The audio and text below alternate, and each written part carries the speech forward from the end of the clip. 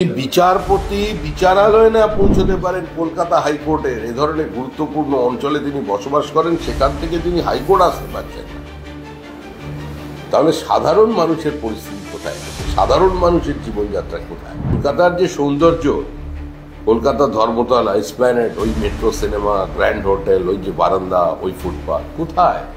অদৃশ্য, নেই, সমস্ত দখল করে। এটা কৃষক বিরোধী, জনবিরোধী, শ্রমিক বিরোধী, শিল্পী বিরোধী সরকার। এতদিন তো আমরা ঘাটালের কথা শুনতাম, ঘাটাল ডুবে আছে, এখন তো কলকাতায় দেখলাম ঘাটাল হয়ে গেছে। এটাই তো তৃণমূল এর সবচেয়ে বড় কৃতিত্ব। ভবিষ্যতের কথা চিন্তা করে দূরদৃষ্টি সম্পন্ন কোনো প্ল্যান নিয়ে সেটাকে বাস্তবায়িত করতে পারেনি, যা ছিল সেটারই প্যাচওয়ার্ক করে চালিয়ে যাচ্ছে। এই সরকারটা তো আসলে ফেসিয়ালের সরকার। আরে ছুটির তো এই সরকারটাই তো ছুটির সরকার, সেই জন্য মানুষও ঠিক করে যে এই সরকারটাকে ছুটি দিয়ে দেবে। এত ছুটি দিয়েছে পশ্চিমবঙ্গে যে ছুটিতে মানুষ ক্লান্ত হয়ে পড়ে। এবার মানুষ কাজ করতে চাইছে এবং সরকারটাই ছুটি করে। যদি এই বিশ্বাসটা থাকে যে হ্যাঁ আমরাই সরকারে আসছি, তাহলে তৃণমূল কংগ্রেসের কর্মী কম খুন হবে, গ্রামগুলোর মধ্যে বোমাবাজি কম হবে। রাজ্য জুড়ে রাস্তাঘাটের যে অবস্থা, খানাখন্দে ভর্তি। পুজোর আগে রাজ্য সরকার খানাখন্দগুলোতে প্যাচওয়ার্ক করছিল, আজকের এই বৃষ্টির ফলে সব প্যাচওয়ার্ক তো উঠে আছে। মানে এবার পুজোর আগে এই বর্ষার জন্য খানাখন্দই আবার কপালে ফিরল, পুজোতে খানাখন্দ। মুখ্যমন্ত্রী তো আগেও বলেছেন যা উন্নয়ন করবেন 90% উন্নয়ন তো তিনি করে ফেলেছেন একদম প্রথম বছরে ক্ষমতায় আসবার 2012 সালের শেষের মধ্যে। তারপরে বলেছেন আর আমার কাছে টাকা নেই, উন্নয়নের কথা বলে ব্রিজ চেয়ে, রাস্তা চেয়ে আমাকে আর বিরক্ত করবে না। তারপর পথশ্রী প্রকল্পের ঘোষণা করলেন। পথশ্রী প্রকল্প মাঝ রাস্তায় থমকে গেছে। পথশ্রীতে ঠিকাদাররা টাকা পাচ্ছে না, তারা কাজ করতে চাইছে না। ঠিকাদার খুঁজতে বেরিয়ে পড়েছে বিভিন্ন জায়গার সরকারি প্রশাসকেরা। এরপরে এখন চললো হরির লুট, দুর্গাপুজো, সেখানেও নাকি শুনছি চেক বাউন্স করছে। এই তো সরকারের অবস্থা। এই দুর্যোগ একজনকে অন্তত একটু স্বস্তি দিল। আজকে জেলনা রেল ঠিক হওয়ার কথা ছিল চন্দ্রনাথ সিনহা, এই দুর্যোগের জন্য আটকে গেল। আগামীকাল নাকি জানি না। এটা আর কি বলার আছে? এটা জজ সাহেব আসতে পারেননি, জজ সাহেব হাইকোর্টে পৌঁছতে পারছেন না। বুঝতে পারছেন কি পরিস্থিতি? কলকাতা কি পরিষেবা দিচ্ছে বর্তমানে তৃণমূল কংগ্রেস? আমরা সাধারণ মানুষদের তাহলে কোথায় থাকবে? যদি বিচারপতি বিচারালয়ে না পৌঁছতে পারেন কলকাতা হাইকোর্টের এ ধরনের গুরুত্বপূর্ণ অঞ্চলে তিনি বসবাস করেন, সেখান থেকে তিনি হাইকোর্ট আসতে পারছেন না, তাহলে সাধারণ মানুষের পরিস্থিতি কোথায় আছে? সাধারণ মানুষের জীবনযাত্রা কোথায়? মাল্টি সুপার স্পেশালিটি হাসপাতাল, সেটা আরজিকর বলুন, আরজিকর রয়েছে, সমস্ত জায়গায় জল, মেটার্নিটি ওয়ার্ডে জল, মানে মেল ওয়ার্ডে জল। শুধু সাধারণ মানুষের জনজীবন না, স্বাস্থ্য ব্যবস্থাও কার্যত। এই সরকার কলকাতা শহরের প্রণালীর কোনো মৌলিক পরিবর্তন করতে পারেনি, ভবিষ্যতের কথা চিন্তা করে দূরদৃষ্টি সম্পন্ন কোনো প্ল্যান নিয়ে সেটাকে বাস্তবায়িত করতে পারেনি, যা ছিল সেটারই প্যাচওয়ার্ক করে চালিয়ে যাচ্ছে। এই সরকারটা তো আসলে ফেসিয়ালের সরকার। প্রত্যেকটা হসপিটালের গেটে নীল সাদা রং করে দিয়েছে, কিন্তু ভেতরে কোনো কিছুর পরিবর্তন করতে পারেনি। বলছি কলকাতায় কি মাস্টার প্ল্যানের দরকার? ঘাটাল মাস্টার প্ল্যানের মতো নাহলে? আরে কলকাতাই তো যে ঘাটাল হয়ে গেছে, এখন দুটোকে মিলিয়ে মিশিয়ে নতুন করে কোনো প্ল্যান করতে হবে। এতদিন তো আমরা ঘাটালের কথা শুনতাম, ঘাটাল ডুবে আছে, এখন তো কলকাতাই দেখলাম ঘাটাল হয়ে গেছে। এটাই তো তৃণমূল এর সবচেয়ে বড় কৃতিত্ব। মুখ্যমন্ত্রী বলছেন ফারাক্কায় সঠিকভাবে খনন করা হয়নি, প্রতিবার বৃষ্টি হলে জল জমে যাচ্ছে। ফারাক্কায় সঠিকভাবে খনন করা হয়নি, প্রতিবার বৃষ্টি হলে জল জমে যাচ্ছে। তা রাজমেরে এমনি জল জমেছে কি ফারাক্কার জল ডুবেছে নাকি?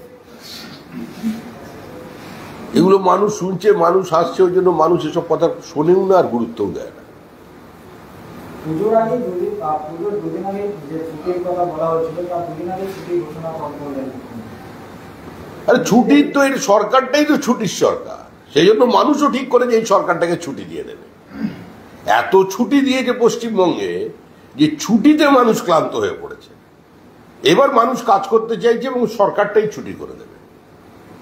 উত্তরবঙ্গে উদয়নগু একটা স্টেটমেন্ট দিচ্ছে যে 26-এ আমরা সরকার করব, কিন্তু উত্তরবঙ্গের অন্যান্য নেতারা এখনো দ্বিমত রয়েছেন সরকার হবে কি হবে না।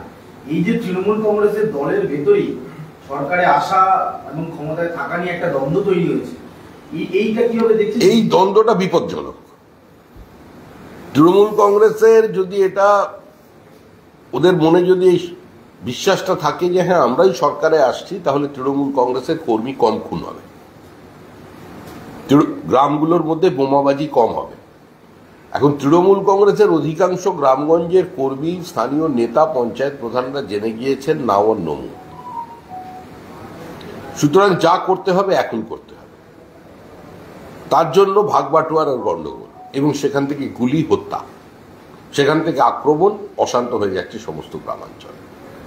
যদি ওদের মনের মধ্যে থাকতো হ্যাঁ ওরাই জিতছে, তাহলে মারামারিটা কম করতো, নিজেদের মধ্যে লড়াইটা কম করতো, কিন্তু সেটা হচ্ছে না। আমাদের দেশে এসআইআর নিয়ে বিরোধী রাজনৈতিক দলগুলো বিভিন্ন প্রশ্ন তুলেছে, কিন্তু প্যালেস্তাইনে দেখা যাচ্ছে প্যালেস্তাইনকে স্বীকৃতি দিল না ইত্যাদি কারণে একটা গৃহযুদ্ধ, একটা অস্থির পরিস্থিতি হয়ে রয়েছে। এই জায়গায় দাঁড়িয়ে ভারতের জন্য কতটা বিপদ শুধুমাত্র জনবিন্যাসের জন্য? দেখুন, একমাত্র রাজনৈতিক দল বিজেপি 80-র দশক থেকে বলে আসছে যে পশ্চিমবঙ্গে সাইলেন্ট ডেমোগ্রাফিক ইনভেশন চলেছে, পরিকল্পিতভাবে জনবিন্যাসকে বদলে দেওয়া হচ্ছে এবং তার সঙ্গে কিছু জেহাদি ভাবধারা, র্যাডিক্যালাইজেশন শুরু হয়ে গেছে বিভিন্ন জায়গায়। তার প্রমাণ পশ্চিমবঙ্গবাসী পেয়েছেন। মুর্শিদাবাদের ঘটনা দেখেছেন, রবীন্দ্রনাথের ছবিতে আগুন দেখেছেন, বাংলাদেশে যেভাবে ওরা রবীন্দ্রনাথের মূর্তি ভেঙেছে, আগুন লাগিয়েছে, একইভাবে পশ্চিমবঙ্গে চলছে। সুতরাং এখানে প্যালেস্তাইনও তো দূরে যাবার প্রয়োজন নেই। এখানে মুর্শিদাবাদের বিভিন্ন জায়গায় গেলে, মহেশতলায় গেলে, আর ওই ফিরাদ হাকিমের যে কনস্টিটুয়েন্সি আছে, যেটা উনি মিনি পাকিস্তান বলে দাবি করেছেন, ওখানে গেলেই বোঝা যাবে আমরা কোথায় আছি। আর বিশেষ করে ধর্মতলায় গেলে কলকাতার যে সৌন্দর্য, কলকাতা ধর্মতলা, এসপ্ল্যানেড, ওই মেট্রো সিনেমা, গ্র্যান্ড হোটেল, ওই যে বারান্দা, ওই ফুটপাথ কোথায়? অদৃশ্য, নেই, সমস্ত দখল করে ফেলেছে।